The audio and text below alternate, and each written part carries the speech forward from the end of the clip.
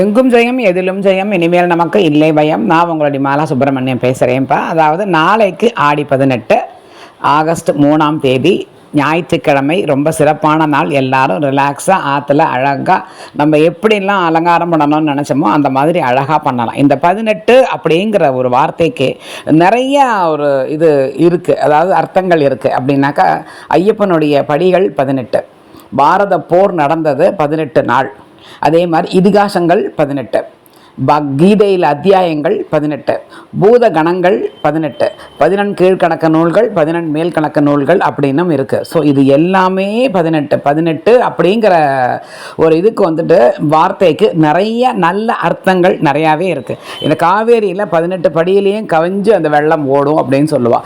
வெள்ளம் அக்கம் பக்கத்தில் இருக்கிறவா அங்கே அந்த இடத்துல போய் புஷ்பத்தை எல்லாம் அங்கே போட்டு நமஸ்காரம் பண்ணி காவேரிக்கு நன்னா வேண்டிண்டு இந்த நீர்நிலைகளில் போய் அதை பண்ணுங்கோ. அப்படி இல்லாதவன் ஆற்றுல அந்த டேப் இருக்குது பார்த்தாலும் பைப்பு கிணறு இருந்தால் கிணத்துல அந்த அதை புஷ்பத்தை உள்ளே போட்டுட்டு அப்படியே அங்கேயே அது தீபாரதனையெல்லாம் காமிச்சு அதெல்லாம் பண்ண முடிஞ்சவன் அந்த வெத்தலை பாக்கு வாழைப்பழம் அது நாகப்பழம் இப்போ நாவல் பழம் பார்த்தாலும் அது வந்துட்டு இப்போ நல்ல விசேஷமாக நன்னா கிடைக்கிறது. ஏன்னா விநாயகர் சதுர்த்தி வரதுனால ஸோ அதுவும் நீங்கள் வச்சு பண்ணலாம். மாம்பழம் எண்ணெய் பழங்கள் அது முக்கணிங்கிறது ரொம்ப விசேஷம். வாழைப்பழம் மாம்பழம் நாகப்பழம் அப்படி இல்லை கொய்யாப்பழம் மாம்பழம் அந்த மாதிரி ஏதோ 3 கனிகள் வச்சு வெத்தலை வாழைப்பழம் கண்டிப்பான முறைகள் இருக்கணும். அதே மாதிரி இந்த திருமங்கலை சரடு வளையல் இது எல்லாமே நாளைக்கு இருக்கிறது ரொம்ப விசேஷம். இது வடதட்டி பாயசம் பண்ணி பப்படாம் பொரிச்சு சாப்பிட்டாக்கா ரொம்ப நல்லது. அதை நைவேத்தியம் பண்ணுங்கோ. அது வடதட்டி பாயசம் பண்ணுறது ரொம்ப விசேஷம். அதுக்கப்புறமா இந்த கலந்த சாதம் பண்ணினாலும் ரொம்ப நல்லது. காவேரி அம்மனுக்கு மசக்கை அப்படின்பா.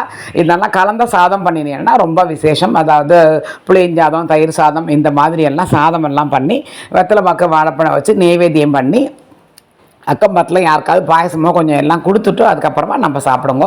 எப்போவுமே நான் சொல்லியிருக்கேன், நெய்வேத்தியம் பண்ணும்பொழுது முதல்ல சுவாமிக்கு இருக்கிற இதை நம்ம தான் சாப்பிட்ணும். அதுக்கப்புறமா தான் அதை இன்னொருத்தருக்கு நம்ம மற்றதான் நீங்கள் மற்ற ஃப்ரெண்ட்ஸுக்கோ இல்லை அக்கம் பக்கத்தில் இருக்கிறவாளுக்கோ தாராளமாக நம்ம கொடுக்கலாம். இந்த ஆடி 18 என்னெல்லாம் நீங்கள் நல்ல காரியம் கல்யாணம் பேசணுன்னாலும் பேச ஆரம்பிக்கலாம்.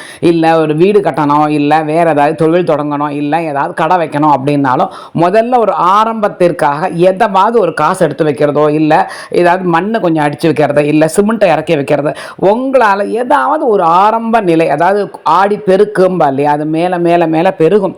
ஸோ அதனால் ஒரு ஆரம்பத்திற்காக நாளைக்கு எந்த நல்ல காரியத்தை நீங்கள் யோசித்து நீங்கள் பேச ஆரம்பித்தாலும் கண்டிப்பான முறையில் அது நன்னா பெருகும். அது எப்போவுமே நன்னாவே எல்லா காரியங்களும் நடக்கும். ஸோ அதனால் நல்ல காரியங்களை நாளைக்கு இது ஆடி மாதம்னு நிறுத்தி வைக்காமல் நாளைக்கு கண்டிப்பாக நீங்கள் வேண்டுண்டு பண்ணினீங்கன்னா ஒரு பெரிய தாம்பாளத்தில் வெள்ளத்தை எடுத்து வச்சு அந்த ஆல்ரெடி நான் ஒரு பதிவில் கொடுத்துருந்தேன். அதில் கொஞ்சம் மஞ்சப்பொடி கொஞ்சம் புஷ்பத்தையும் போட்டு ஒரு விளக்கை ஏற்றி வச்சு அதுலேயே கொஞ்சம் திருமங்கலை சரடு வெத்தலை பாக்கு அது எல்லாமே ஒரு பக்கத்தில் ஒரு தாம்பாளத்தில் அதையும் நீங்கள் எடுத்து வைங்கோ.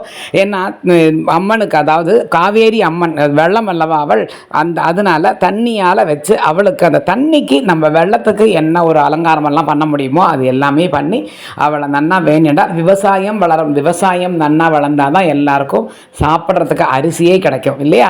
ஸோ அதனால் நன்னா எல்லாரும் வேண்டிக்கோங்க. இந்த ஆடி பிறக்கிறது எல்லாருக்கும் கெடுதலே நடக்காமல் எல்லாருக்கும் நல்லதாகவே நடக்கட்டும். சரியா?